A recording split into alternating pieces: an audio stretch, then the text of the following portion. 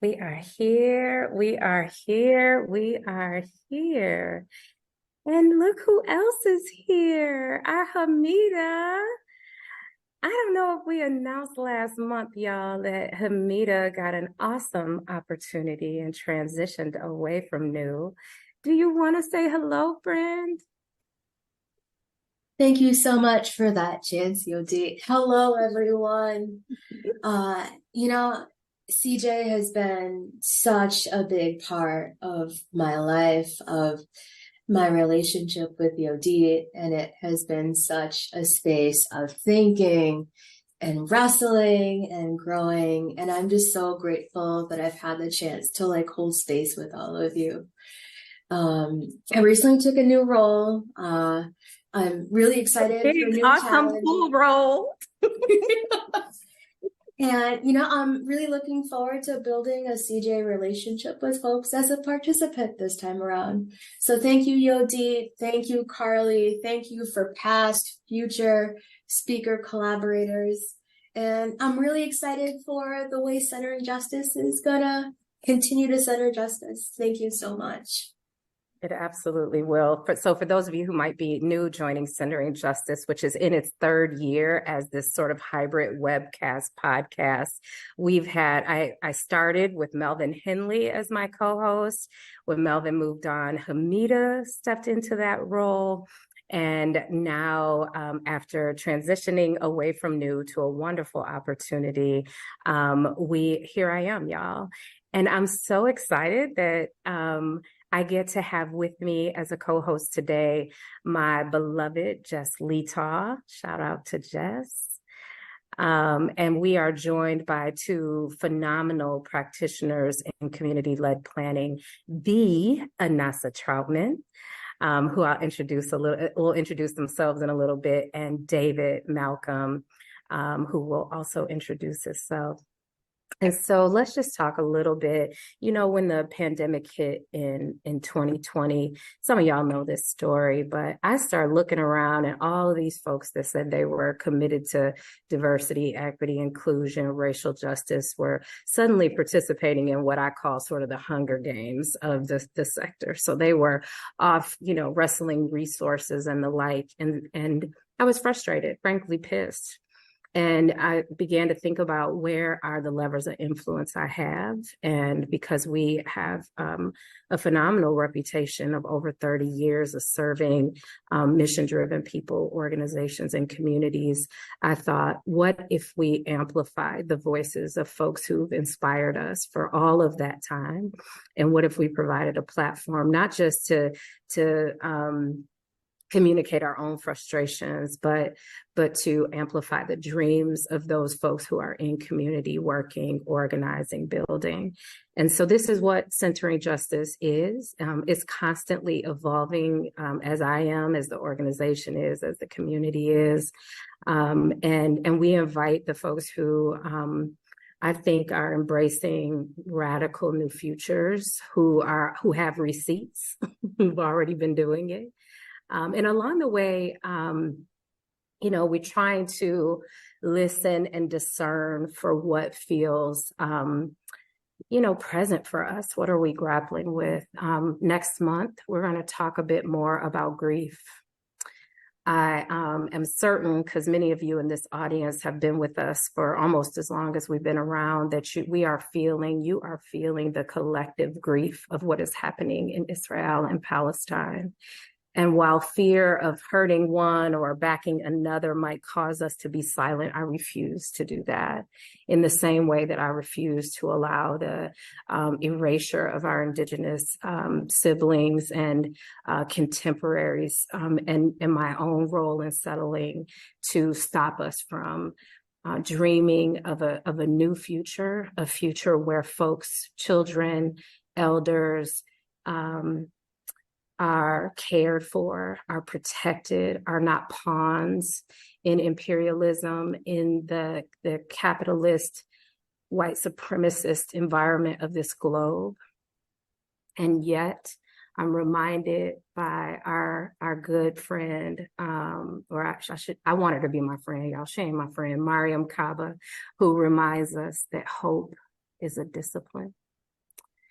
And so I'm bringing the rigor of hope into this space, the dis-ease of hope into this space. I'm bringing the longing for a care-based community and world where our relationship to land changes from an extractive, colonial practices to a sharing of this gift blessed to us by a creator who saw each of us as valuable, lovable, deserving of all of the splendor that is here. I had the honor to visit Northern Africa, Morocco, about 10 days ago. And while I was on the trip, I've been struggling lately with issues of depth perception, and so heights really bother me. And we were out in the dunes of the Sahara, and understandably, the folks who live there are very familiar with those dunes, and they drive over them like we drive on 94. But at the height of one of the dunes, I felt this overwhelming feeling of not being safe. And I couldn't get my seatbelt on. I couldn't get it to where we were rocking a lot in the vehicle. And I couldn't, it was an older car, and so I couldn't pull it. And I could feel the anxiety like rising to the point where I experienced what I would call kind of a panic attack. I lost my breath. And there were multiple people in the car, but one of them behind me said, Yodit, I can't help you with the seatbelt. I'm gonna just put my hands on your shoulders to just like from behind me to just like hold me in the space. And so once I moved through that, the next just breathing and trying to come back to center, they drove us to this dune where we could just sit down. And I put my feet in the sand, and I was feeling the embodiment of that like terror of I'm not safe. I was feeling that in my body. And so being in the sand and feeling the coolness on my feet was really helpful. And the guide who brought us described the Sahara as a spiritual vortex. So I had set an intention of hearing, right, of discerning while I was there. And then this damn panic attack happened. And I was like, what, I can't hear anything but like the throbbing in my ears right now. And as I said that and looked up, I saw the mountains of Northern Africa in the distance. And I heard a whisper that said, those are your siblings. I made you as I made this. And so I want to ground us in that, in the dignity of our humanness, in the intention of each of us being here. And we're going to talk today about community-led and community-driven planning. But what's really up underneath that is how do we move with dignity? How do we move in our humanity? How do we acknowledge the terrors that we're navigating, but continue to build our resilience, right? For creating together, weaving together a care-based, dignified, loving, a just, and a thriving community for all. So with that, I'm going to share, I'm going to thank you again for being here and just briefly bring us back to our intention for the session. And I want to credit Jess, who kind of put a little bit of her stank on the description, and I love it, that in theory, community engagement is supposed to bring a representative group proximate to an institution or to an organization and make their decisions more representative of communities that they're in and that they serve. But in practice, is often not much more than a checkbox, tokenizing community voices to validate ideas and strategies that had already been decided before they were invited into the space. This form of engagement frequently reinforces the voices of the powerful, and their power is emphasized, and it really discourages truly diverse participation, exposing all of us and everyone to a transactional and harmful system. So we're wondering, what does it take to reckon with the past problematic engagements, for us to remember pre and anti-colonial approaches, and to dream of a future society with no margins, where we design with and not for each other. So we can draw from community organizing and community-driven planning legacies, histories. We can remember those, and we can also invite solutions that flow from the visions and values of an entire community, concentrating energy and resources that are focused on the people who have been most impacted. Does that make sense, y'all? So we're going to hear from David Malcolm, who Jess and I have gotten. I've known David. Going to tell you he known me a really long time, but I'm too young for as long as he going to say he known me. But what we will say is that he's a longtime resident of the West Side, what's known as the Old West Side of Ann Arbor, and he's been a member of a community leadership council that Jess and I pulled together around the Catherine Street development that's happening in what folks know to be sort of the Carytown area, but specifically in a historically Black business district in Ann Arbor, Michigan. And then Anasa Troutman, we met, shout out to my friend Julie Kiros and Taj James, who introduced me to Anasa. I was like, I be fangirling on her. And I'm like, yo, D, you've said that too many times on Centering Justice. So let's just be honest that Centering Justice is where all the people I fan out on and who I want to be like when I grow up. But Anasa is amazing in a lot of ways. But I've invited her here today to talk about the Claiborne Temple in Memphis, where many of you probably heard me mention it before, because I'm just so inspired by its history. It was the location of the sanitation strike and the last place that Dr. King spoke before his assassination. And the Claiborne Temple is being stewarded by a group of folk in that community that Anasa has helped to assemble and support along the way.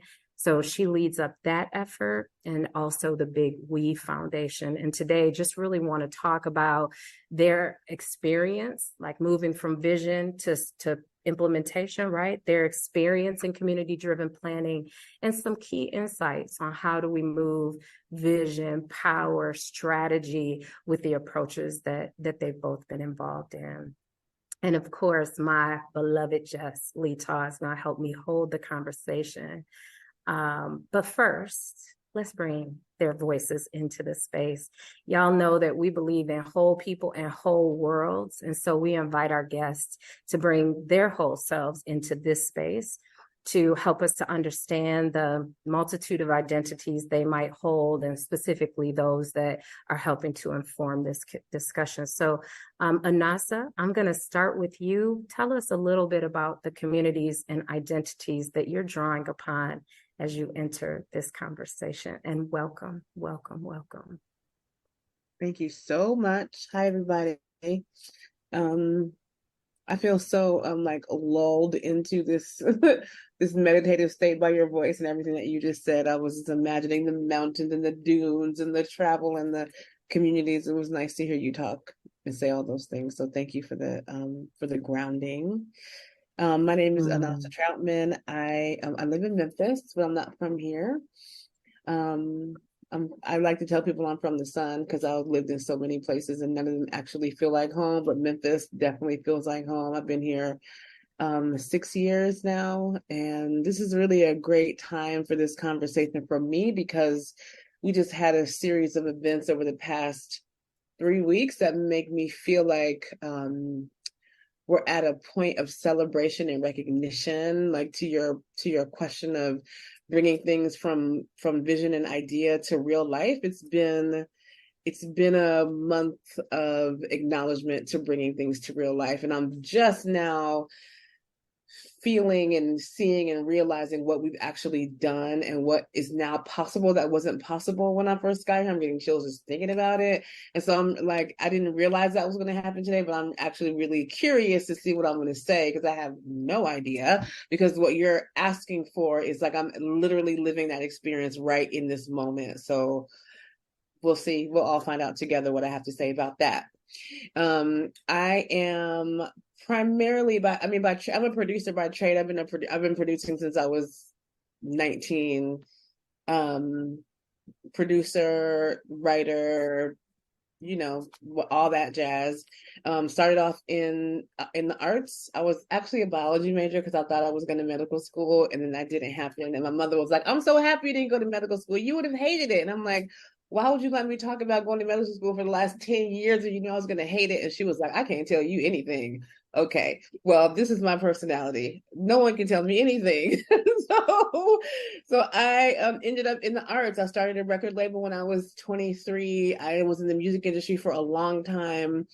And the truth is that I wasn't in the music industry because I enjoyed the music industry, because the music industry kind of sucks. It's like a very violent, nasty place, especially if you're a Black woman, especially if you are the kind of Black woman I am, which we'll get to know soon. But it was because I really believed in the power of storytelling and art and artists in particular to be the ones to lead the change for the new way and the new world. And I wanted to be in that space where it was happening at scale so that I could help move people towards being able to take our stories and leverage them for this global transformation.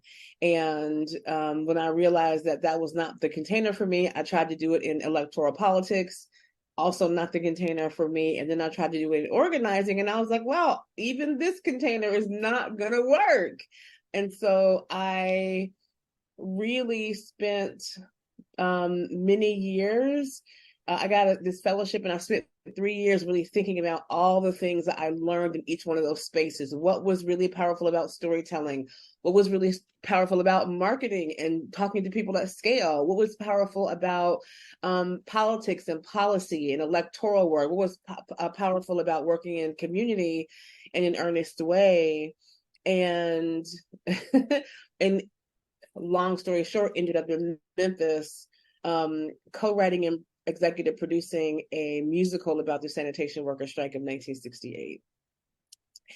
And I spent months and months and months really just reading and watching film, listening to podcasts, interviewing people, just because I needed to understand the history and the story of this place. And what I discovered in my learning about Memphis and hearing its stories was this reconnection with this conversation about economics, which was a big surprise to me because I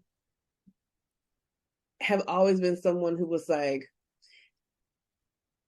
had an aversion to talking about money and economics, because in my mind, I'm like, all the rich people on TV are terrible people. I don't want to be a terrible rich person. I want to be a person of the people. We don't do it for money. We do it for the art. We do it for the love. And I was just like, that's not my conversation. And then I got to Memphis and realized that that's all of our conversation. And it's actually, for me, become the only conversation I want to have, because money is not the problem. Our economic infrastructure is the problem. Our culture around money and who gets to have access is the problem. And so our entire ecosystem, all of my work, all of my storytelling, basically every part of my professional and most of my personal life is now geared towards this conversation of how do we show up in a different way for each other as resource, and how do we all get to experience our abundance, and how do we move from a conversation about what we deserve to what we have the right to, because every human deserves all the things. And it's not enough to be like, I deserve to feel free. Of course you do. You were born, you are on planet Earth. Of course you do. Of course you're worthy. Of course you have, of course, but and also you have the right to it. Right. So it just is a little bit of a shift in the stance. And so, I mean, that's who I'm becoming, and that's how I show up in the world. Those are my identities, and those are my communities: the artists, the weirdos, the science fiction freaks, the Olympians, the Southerners, all those people. I will add, I was born in Manhattan, and I spent a lot of my youth in in New Jersey, but my heart's home is in the South. I've lived in the South since I was 18. I lived in Charleston when I was in the first, second, and third grade. It was amazing. But like, it is also very clear to me, especially in this conversation about the economics. I'm always reminded about this Rumi poem that says, "The wound is where the light enters." And if Black people in particular are not doing work in the South around this conversation about land and economics and dignity and humanity, then we are not going to make it. And I'm not saying that everybody, I'm not Charles Blow, I'm not saying everybody move back to the South. I'm saying I moved here because I feel like I need to do that work. And my ancestors' blood is in this ground. My mother's family is from South Carolina. My mother grew up picking cotton. My father's family is from rural Virginia. So like, I am of this place, and I want to be part of the work to heal this place. And so that's how I'm showing up today. And I'm really grateful for y'all being here and listening to me talk for the next however long we talk. I'm really grateful. Honey, a whole it means a lot to me that you're here, because obviously just in that opening, there's such important work that you've been called to do. And you reminded me when you said our ancestors' blood is there. Also, when I was in Morocco, a woman looked at me and said, Black women's bones are in these sands. Right. For real, though. To think of when we're talking about engaging people, when this is, Nicole Hannah-Jones talks about this, right? Like her piece around 1619 is to reframe the origin story. And if it begins with 12 Angolan Africans brought over in the bottom of a ship, right, to really build the infrastructure along with their descendants and ancestors of this country, then who are we engaging? Right. And when I'm in the continent and I understand who I am as a member of the global majority, it's a different conversation about, wait, who are you? Who am I asking permission for what? So thank you for opening us. David, as you share with us the communities and identities that you're bringing into the space, I love about our shared history that I can always associate you with the legacy of Black excellence in Washtenaw County, and specifically on the Old West Side of Ann Arbor. That's why you're here, brother. And I'm so delighted also as a busy real estate professional in our community that you found time to be here. So tell us a little bit about yourself. And then Jessica, I'll have you round us out. And we'll get moving on to the next piece. I'm going to start out by, since you brought it up, I'm going to start out by saying I knew you in your past life, maybe dating back to maybe 89 that I can. You ain't got to say all that, Dave. We allowed to change. Goodness. But anyway, hello, folks. My name is David Malcolm. I was born a young little Black boy in Ann Arbor on the west side of Ann Arbor to some awesome parents and awesome grandparents. My family's history, as far as I can go back, is about 125 years here in Ann Arbor, on the same street that I live on now. My great-grandparents settled on the west side on my mother's side, and then my father's parents came to town, I believe, in the 40s, and I know for sure my granddad in 1946. If you look up the Morris Ford Bridge massacre that happened in Monroe, Georgia, that's where my granddad is from. And it happened in 1946. And those were some pretty rough days for anybody with the last name Malcolm. If you have time, look up that story. But yeah, I'm married to my wife, Barbara. I have 3 children. We all grew up on God Street in Ann Arbor, me, my wife, and my children.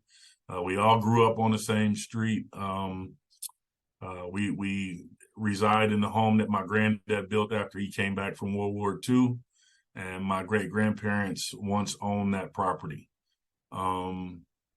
So my history is long here. My granddad on my dad's side of the family was a construction laborer. So as you traverse this city, many of these buildings, Domino's Farms, U of M hospitals, U of M educational institutions, my granddad's fingerprints are all over those places. My grandfather on my mother's side was one of the first African Americans to work for the Ann Arbor Public School System at Jones School. He's featured in a few documentaries that they're making and stuff now. His name was Gilbert Pitts. And my grandmother was the premier piano teacher for all African Americans back in the day. If you're over about 60 or 70 years old in this town and you know how to play the piano, chances are my grandmother taught you how to play piano. So pretty long history there. And, you know, growing up, I learned about giving. I learned about giving back to your community, volunteering.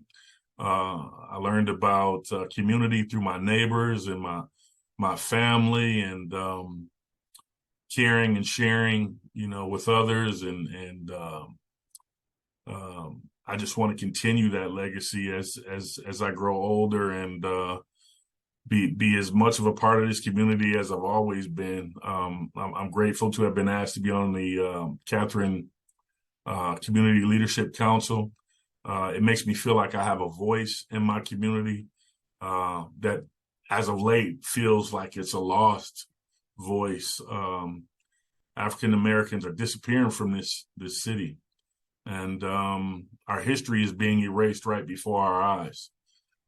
So I was very grateful to hop on to the Community Leadership Council to have a voice, and I'm very grateful to be one of those youngsters who listened to the elders back in the day. So I have some stories to tell, and I have some stories to share with my kids and those that come after us.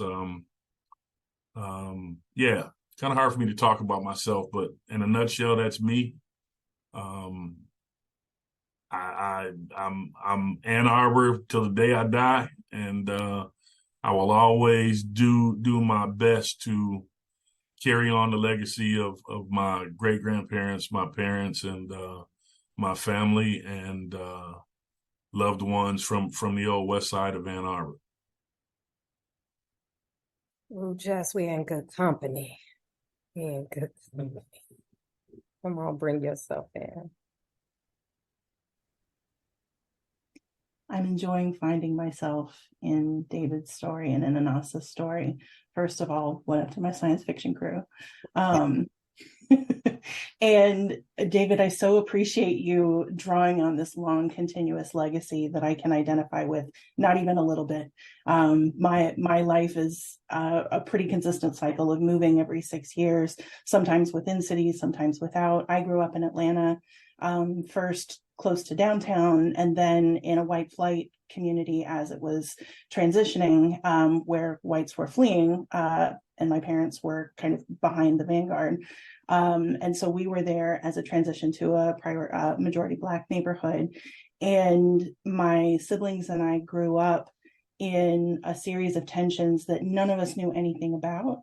And all of us were kind of playing out with each other anyway. And I feel like I've spent the majority of my adult life understanding the history and why place made such a difference to who we are. I say often in my work that where we are is such an important part of who we are. And the extension of that is being able to tell ourselves our own story is an important part of understanding who we are with an intentionality and relating to the folks around us. About 10 years ago, I discovered that I was a white woman, and have spent the last 10 years kind of learning and unlearning what that means.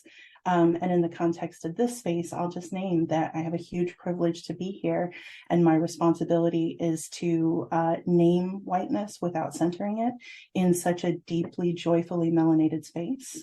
So I just wanted to name that. I'm queer and lived in rural Georgia at a time which unfortunately has some resonance now where it was dangerous to do so. And I'm still kind of unpacking my experiences from that time.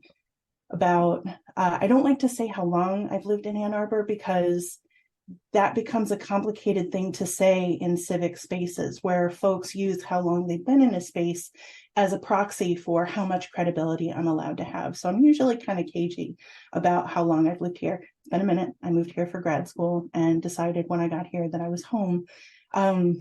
And as I came to learn more about Ann Arbor and our surrounding communities, I came to understand that our community's gifts and also our burdens disproportionately impact the communities that physically surround us. And stepping into my background in communications, my studies in architecture, I wanted to weave together an understanding of the built environment that was easy to bring to folks, not in the sense of, I want to tell you what to think, but in the sense of, I want us to build a common vocabulary around what it means to cultivate public space, around what safety means and for whom, and how do we create that physically together. And so a lot of my work has evolved from kind of architecture and communications into kind of the civic realm.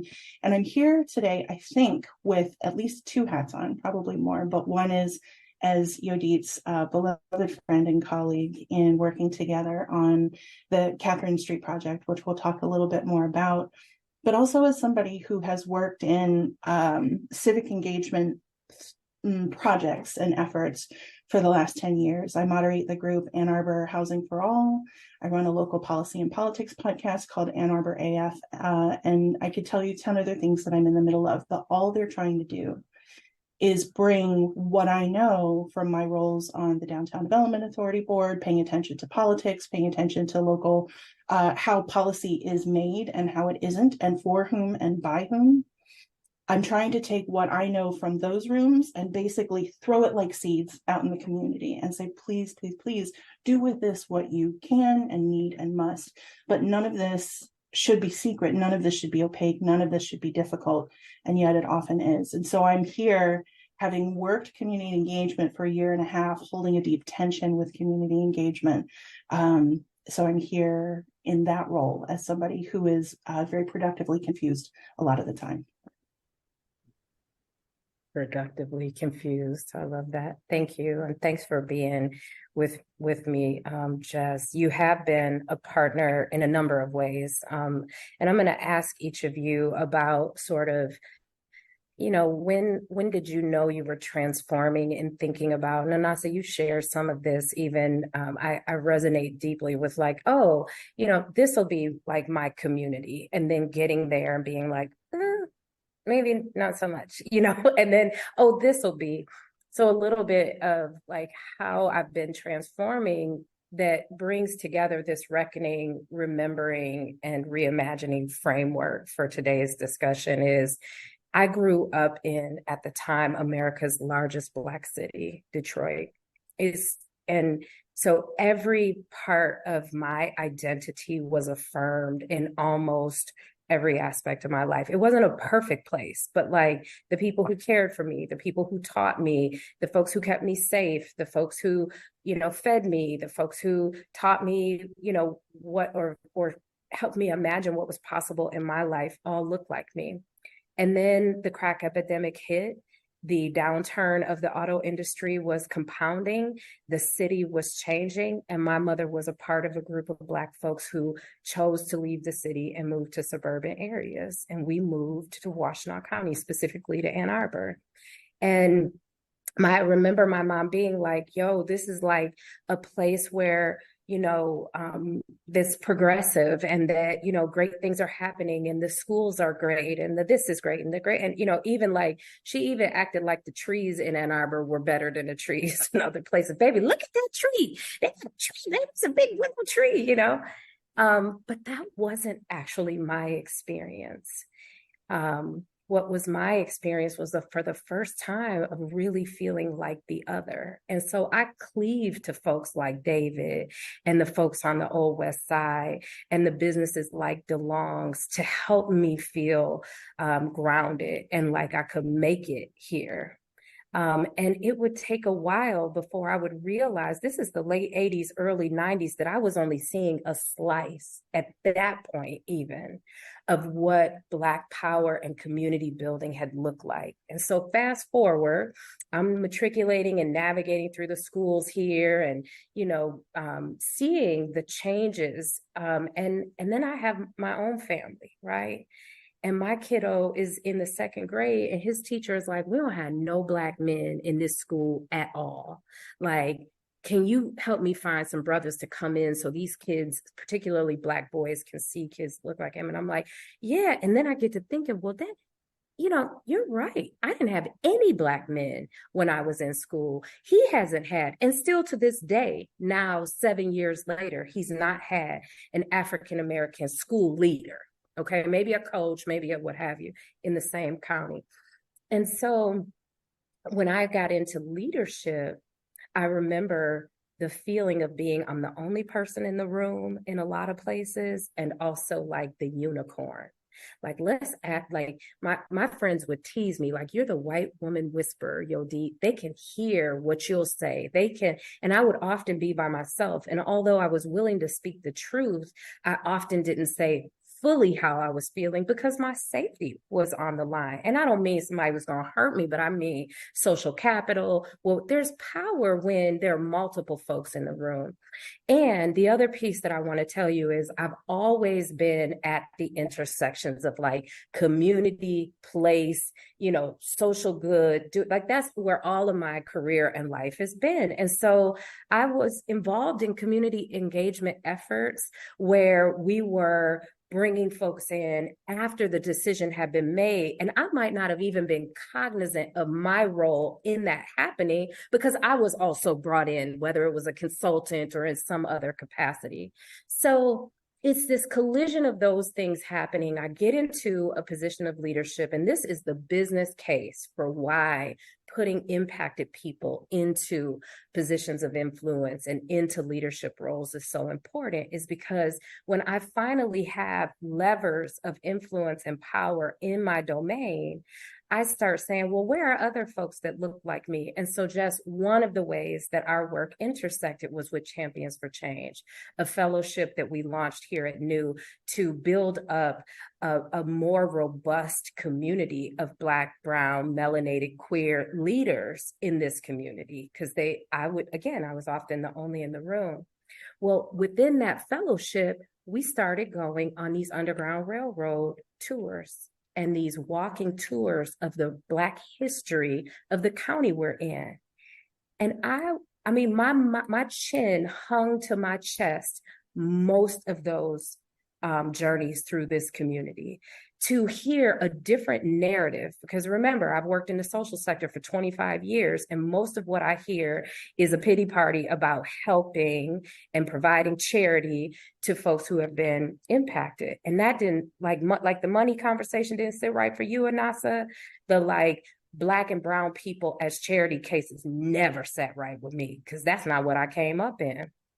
And so when I was now hearing these counter narratives, I'm like, do everybody know this? Like, did y'all? And that would bring me back to David. And so since then, since 2016, 2017, as I began to learn more robust history about the community, it made me grapple with the fact that the building we own is in this historically Black neighborhood. And what would it mean for us to reckon with our complicity in the gentrification of that neighborhood, now in this seat of influence as new CEO? Simultaneously, I'm participating in a national fellowship where I heard Anasa, and I heard her talking about Claiborne. And then the following summer, Anasa, a nonprofit real estate developer, Avalon Housing, and the Ann Arbor Housing Commission call me and ask if I will lead a community engagement process on a mixed-use development in a historically Black neighborhood. And suddenly it's like, my worlds collide, right? And this juiciness that I'm getting from you, and the history that David and I have experienced in that area, and the reckoning I'm doing with News Roll, are now all in conversation with each other. So I felt resistance when they brought me an already developed RFP and funded project and said, can you engage Black community with this idea we put together? And luckily, the developers were open to me challenging this idea of you already baked the idea, now let's engage, and allowed me to lead and then bring Jess into a process on 121 Catherine Street, where we follow kind of the methods of truth and reconciliation to reckon with the history, to remember what had been there, and to have that shape the future of the space on Catherine. So that's a little bit of like my story of how I'm continuing to transform in the ways that each of you have contributed. And I wonder if you could each briefly take a couple of minutes just to talk about if with regard to this community engagement versus community-led planning, centered work, if you can recall a moment where your own thinking sort of evolved, if it was an evolution or is transforming. And I'll volley back to you, Anantha. We'll kind of follow the same flow.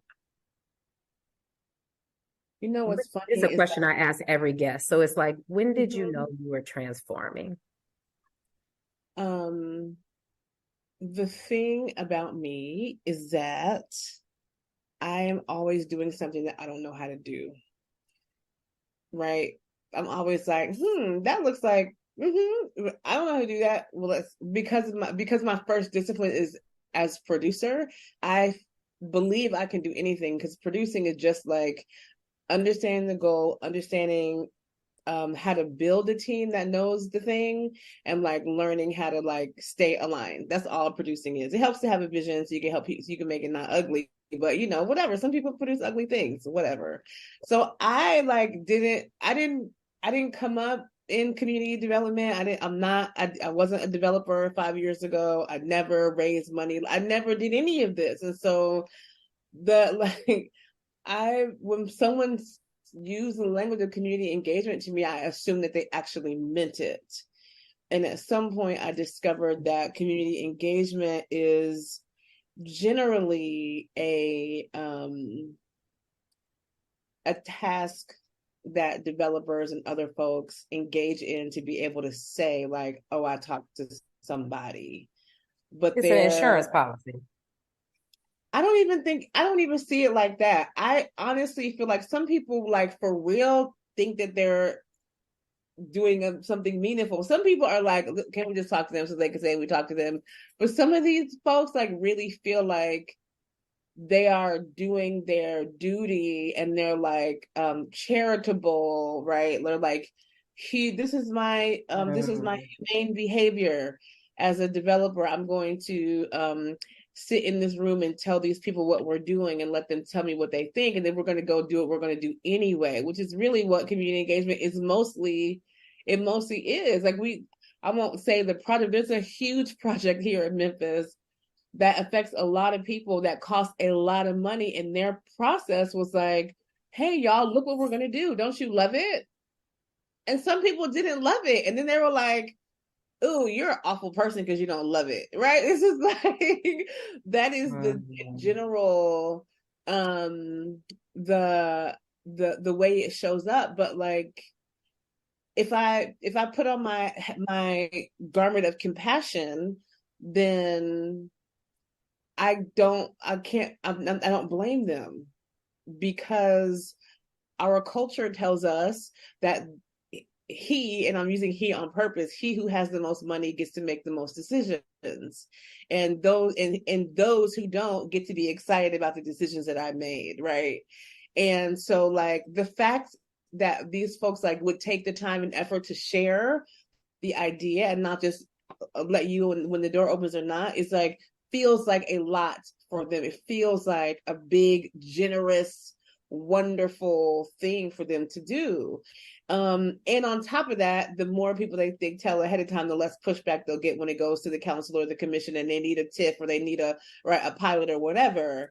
But that I'm always going to go back to culture on everything, y'all. That's just like how my mind works. But like the real question for me is like, is that who we want to be? Is that what is required of us for us to be able to live in the world that we want to live in? And the truth is like, so much more is required than, hey, look what I decided we're going to do. And so if you're someone who actually wants to live in a world where there's enough for everyone and everyone can experience safety, joy, love, and abundance, then there has to be a much more collaborative, connected process that allows people space to experience belonging. If your community engagement or whatever you call it, if it doesn't allow people space to feel a sense of belonging, then it's not a process that is going to get you what you actually want. And also it's really hard. It's real hard to do it in an authentic way that calls in belonging. And also community engagement or community governance requires that a group of people see themselves as a community, and that's not always the case. We are working on a project right now in Mobile, and it took us a year for the folks in the room to see each other through the eyes of love and trust. Right? The client wanted us to go in there and make a plan, make an announcement, go on the news, and I'm like, yo, these people don't like each other. You cannot do that. This is not how the human heart works. It's not how the human heart works. And one of the things sometimes that being under-resourced and violated and pushed around breeds is a sense of distrust and a sense of isolation and a cynicism that it requires a lot to unfold. And if you live in a neighborhood where folks feel obligated to do community engagement, then you've been in that room 20 times listening about 20 projects from 20 different people who have said to you, like, here are all the wonderful things that are going to happen in your life as soon as I open my thing that I'm just already made and I already planned and already financed and I just want to tell you about. And so when the 21st person comes in the room and says, we want to build a process where you can feel a sense of belonging and have agency and self-determination, you be like, you a lying liar who lies, and fine. I will come in here and drink your juice and eat your cookies, and I'm going to go home because I don't believe a word you're saying. And so it is a labor of love, right? Community-led work, community governance work. It's a labor of love. And then there's the technicalities of understanding what that actually means, because community governance, community ownership, community benefits, all of these words, all of these phrases mean something different to every different person, because there is not a deep enough practice in our work for there to be a standard and practice that people are like, oh, I know what you're talking about. You have to go through the work to determine a shared language, shared understanding, shared context, so that as you're doing the work, people actually like, no, when you get to the end, everybody was like, oh yeah, that's what I thought we were going to do. Sweet, we did it. Great. And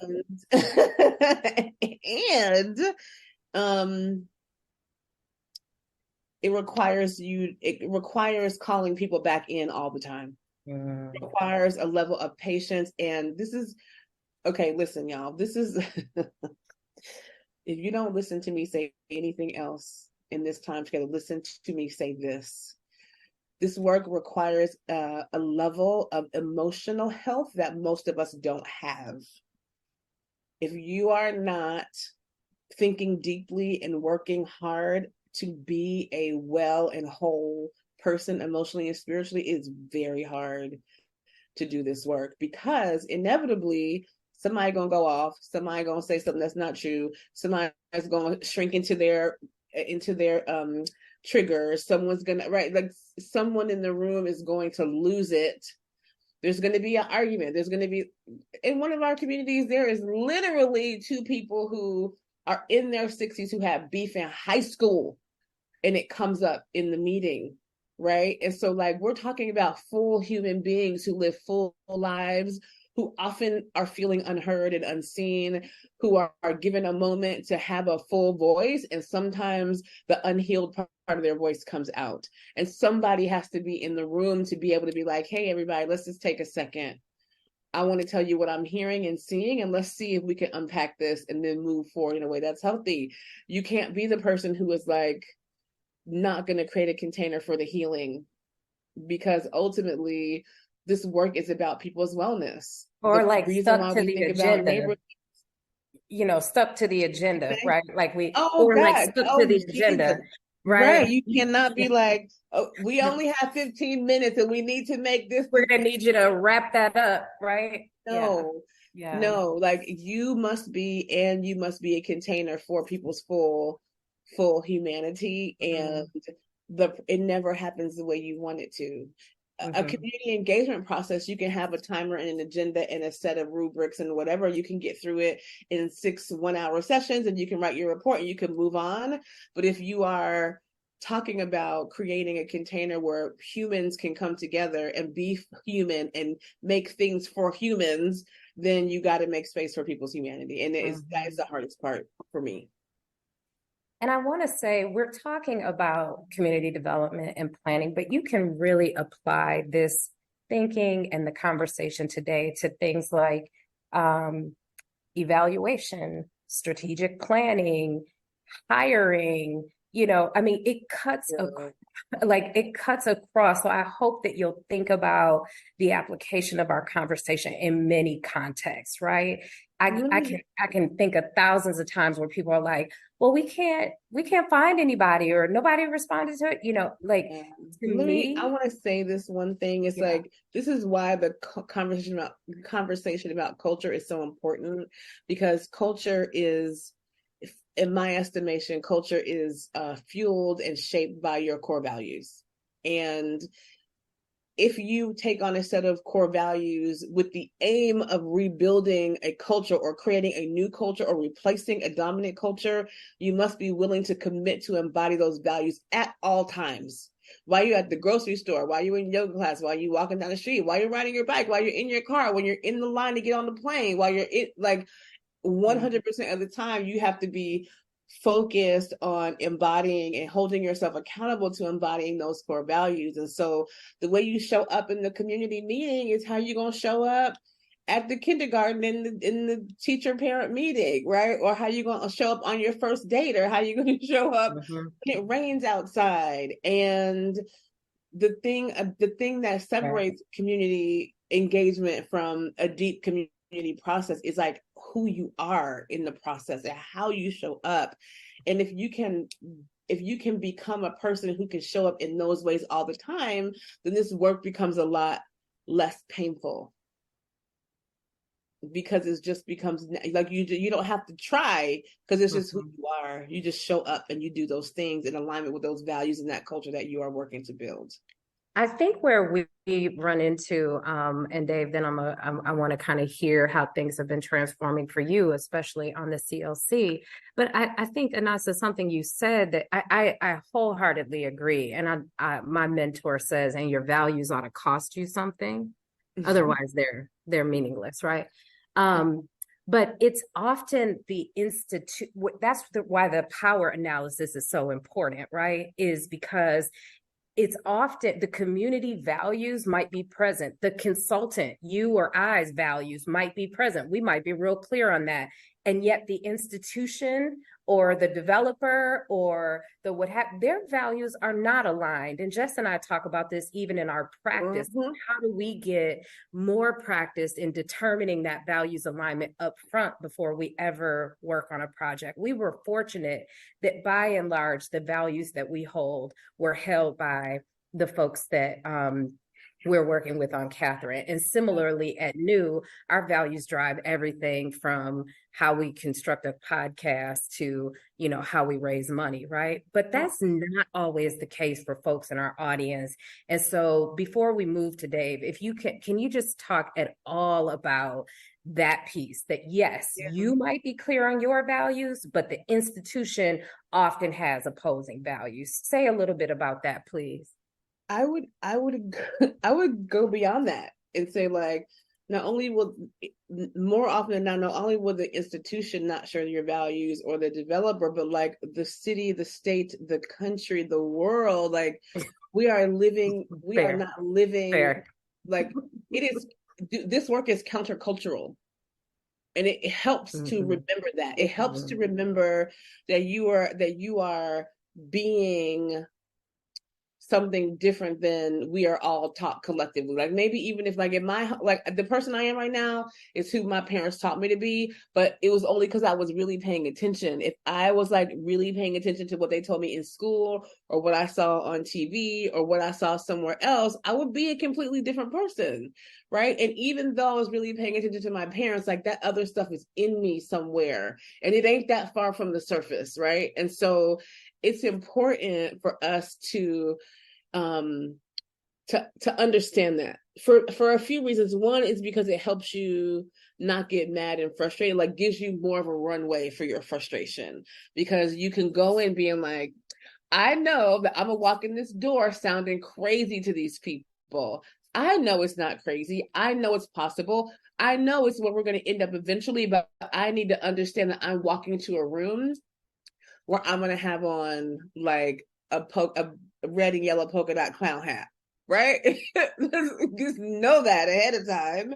And then it helps you like have more patience with yourself in the room and all the people. And it helps you stay focused and calm when you have to convey a new set of values and a new set of practices in a space, especially where money is on the table, especially where land is on the table, right? Second, it helps you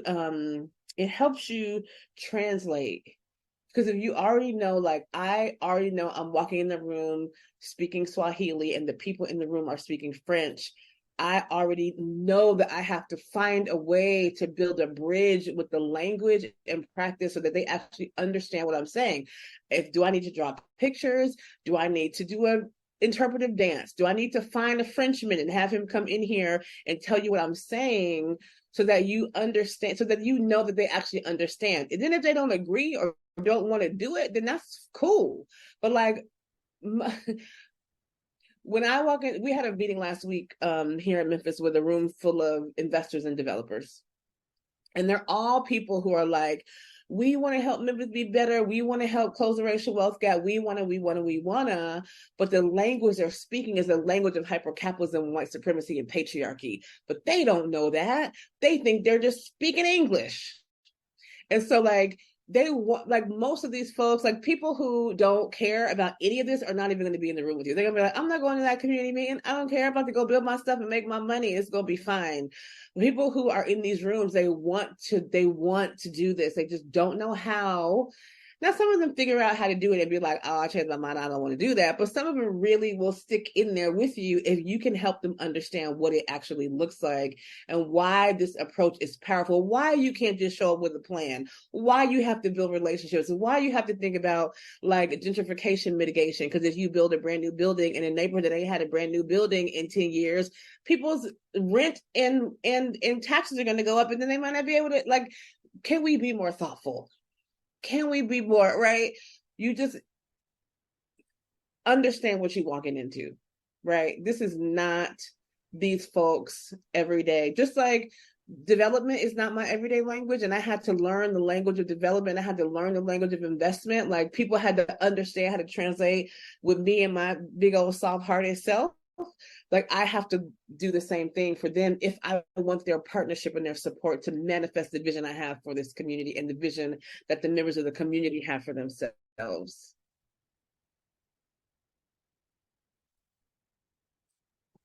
Ma'am.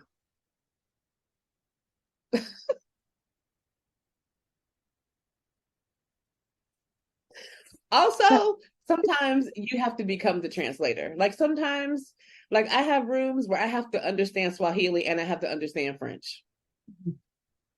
And I got to know my own boundaries and my own limits, because sometimes there is nobody else in the room who can do the translation for you, and you just got to figure it out.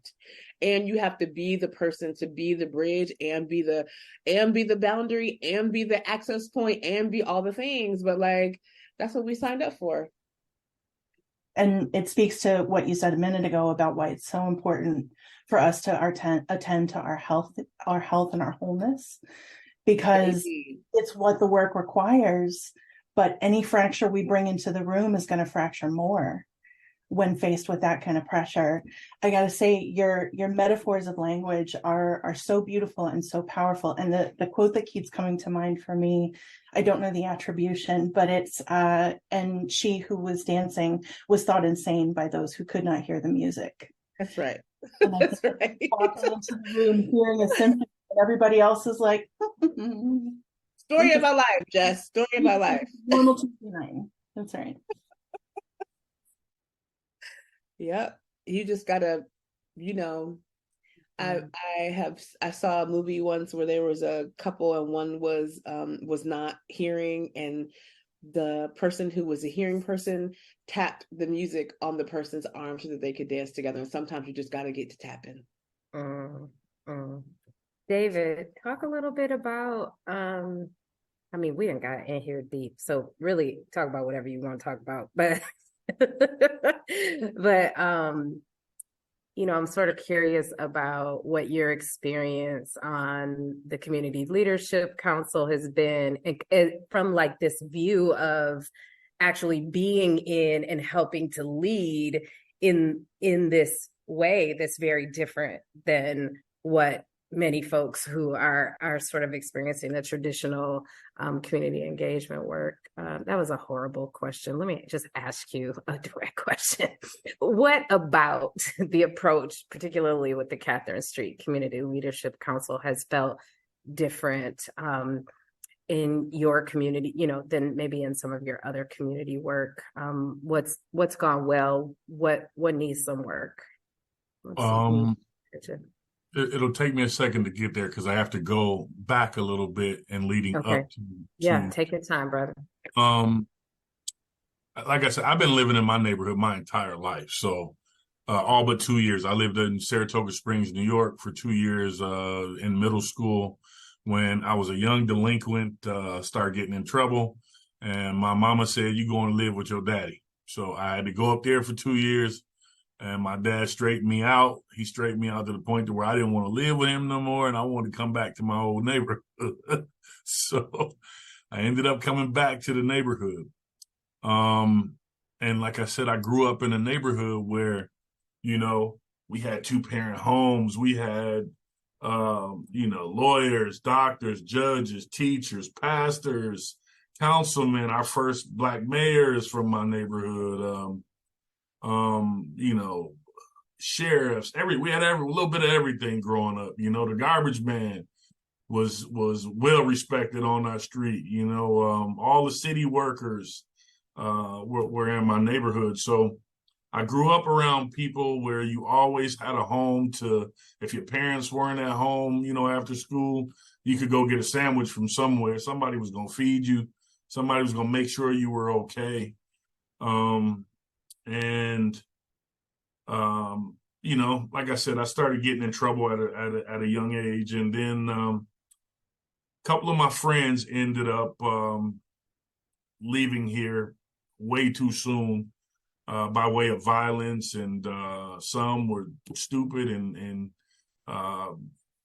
got put into the you know, prison system and whatnot, and I went through a stage probably when I was about 21 where I just was tired of seeing that kind of stuff. You know what I mean?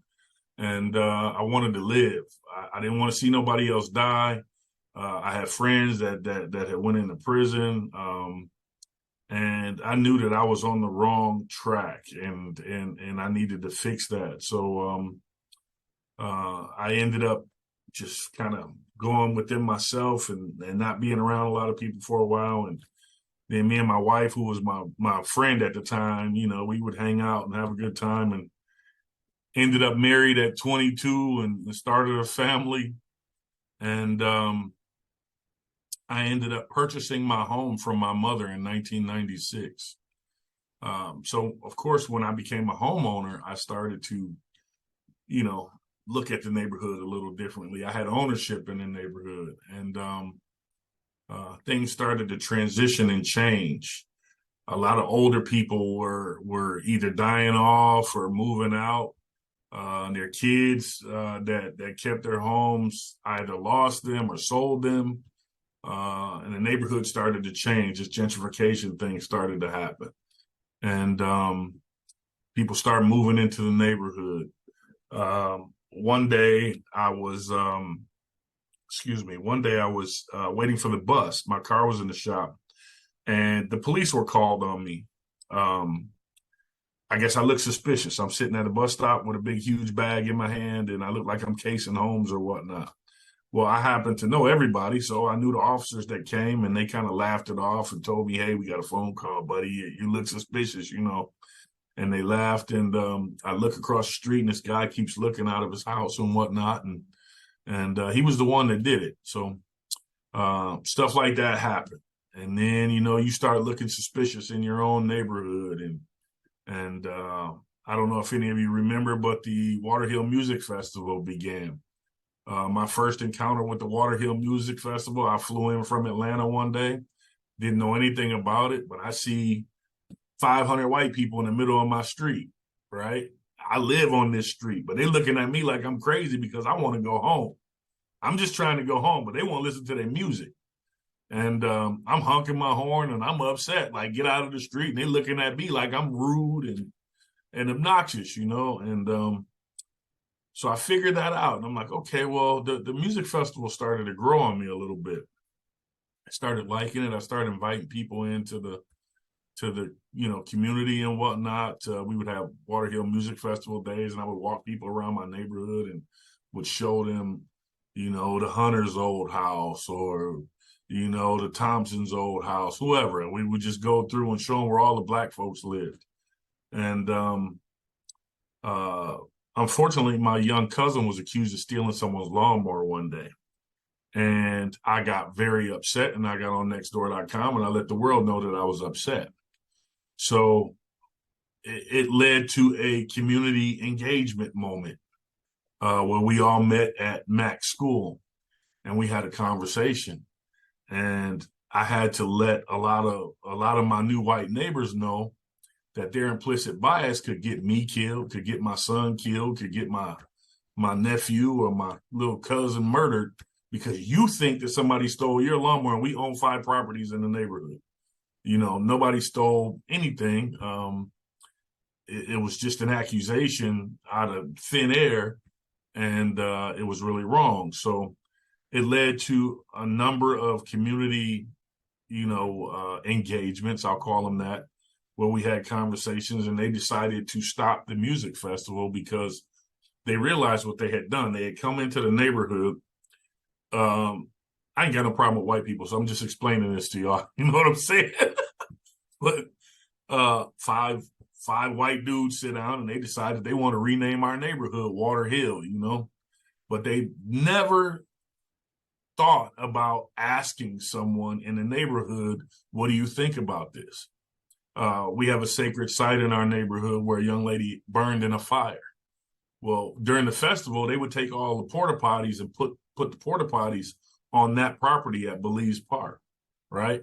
Well, for somebody like me from the neighborhood, that's not cool. You know what I mean? But if you stop and you talk to people and you learn and you get off nextdoor.com and quit saying that every Black person that's walking through the neighborhood looks suspicious, you might find that you got some people that can enlighten you on the history of the neighborhood, help you out if you need help, resources that you can go to for whatever. So those things started to change and life started to transition for me because I really started to notice that my city was changing and not for the better for me. Culturally, there's not much for African Americans to do in Ann Arbor anymore. And we had our own businesses, like you said. We had our own neighborhood. We had our own shops, our cleaners, record stores. We had barbershops. We had all kinds of stuff, and that's no longer here.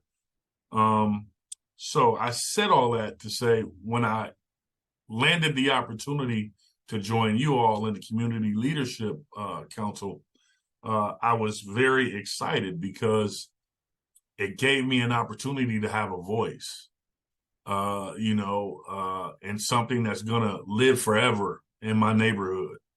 And my uncle always preaches legacy. He's always talking about legacy, and that legacy is important to me. It's very, very important that I knew all of these people that lived in this neighborhood, a lot of them, and I know some of their histories and their stories, and they're disappearing. If you drive by Farmers Market right now, DeLong's building is no longer there. They're about to build condominiums. Every time I ride through my neighborhood, I see a house torn down. I have to remember the family that lived there and what that home used to look like. I got to get used to people, doing different things in my neighborhood that I wasn't really used to over the past 52 years. You know what I mean? So the Community Leadership Council has given me an opportunity to have a voice and to share time and experience with some of the elders from our neighborhood, and hopefully put some energy into that building that will go on forever, and let people know who we were and where we came from, and the land that they're on, the great things and great people that were produced on that land. It's given me a great opportunity, and I'm very grateful for it. So still got a little bit of learning to do about the process, but that's every day. So it's not completed yet. So we got a long ways to go. Oh, David, just love you. Thank you. I wanted to make sure that we had a balance in this conversation of, sort of the big picture of how we want to shift from engagement that is a byproduct of all of the systems of supremacy that Anasa mentioned, right? It is about power hoarding. It is about the ruling class elite hanging on to what they perceive to be theirs. It is about performance. And it is also, as Anasa mentioned, oftentimes well-intended folk who are using existing systems and structures, even when they want something anew.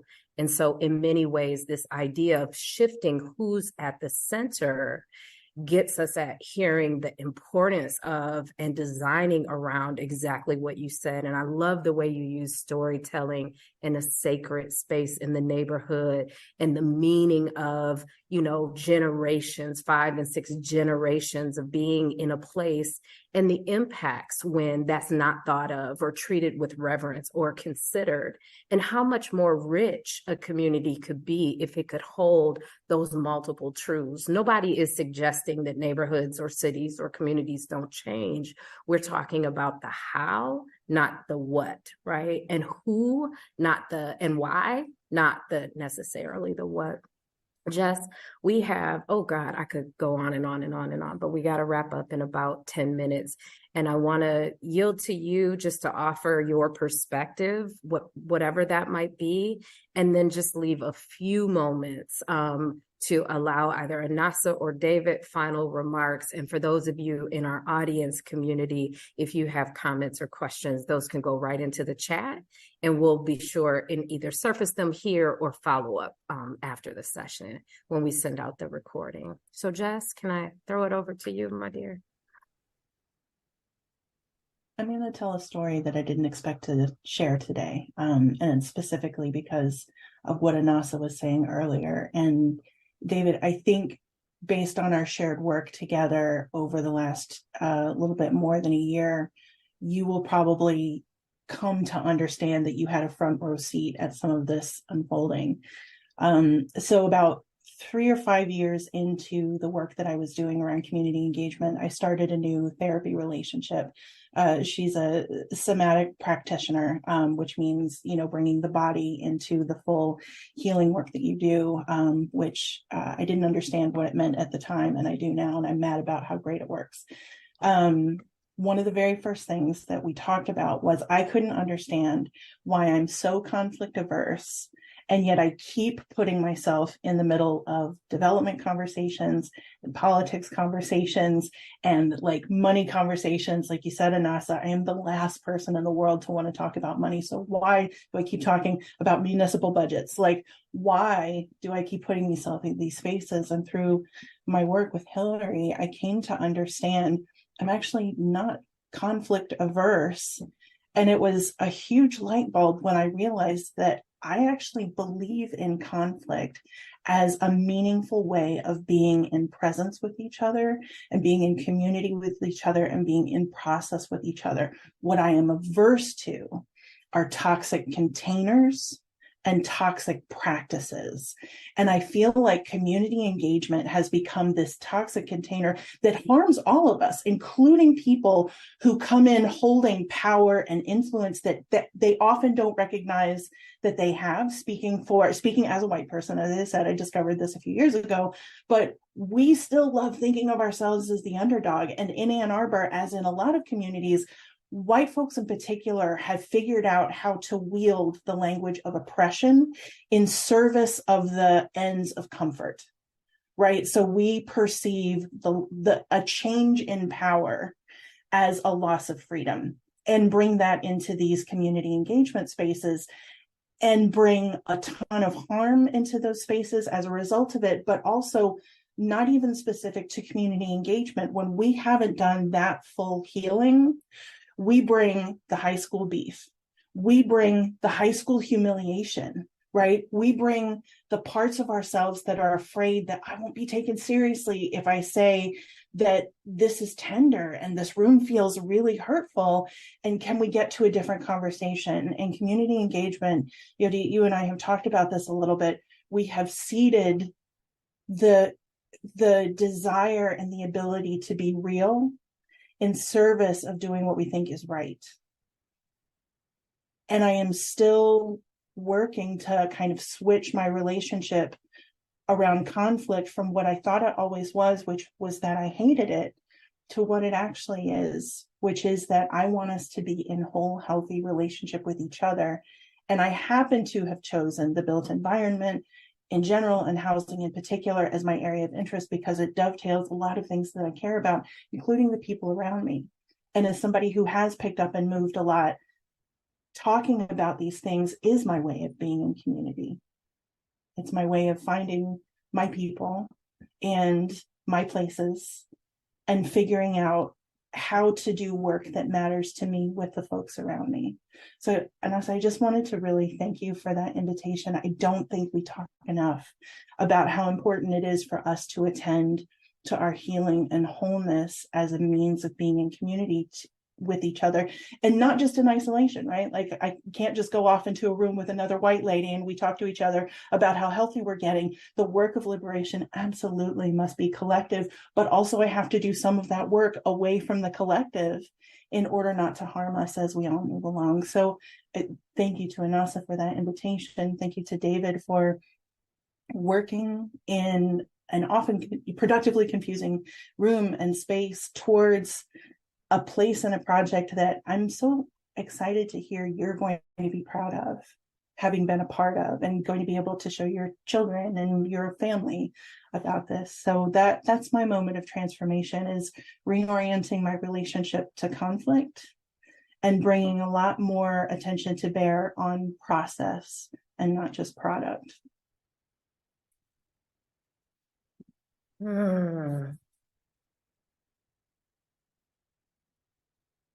There's always a moment, is why I know this podcast was meant to be, because there's always a moment where I can feel the divine at work.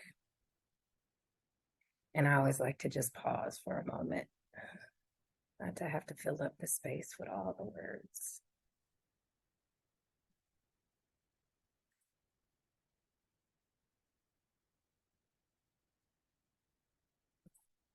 We have a lot of resonance in the chat, y'all. A lot of love for all of you. I don't know that I saw specific questions of our guest. Oh, yes, I did. Jess and others, when you say finding your people, how do you work in community and save space for others that are not exactly your people, but have valuable voices? That question comes from Leslie. I'm going to ask you each to take no more than like a minute to answer this big toothy question.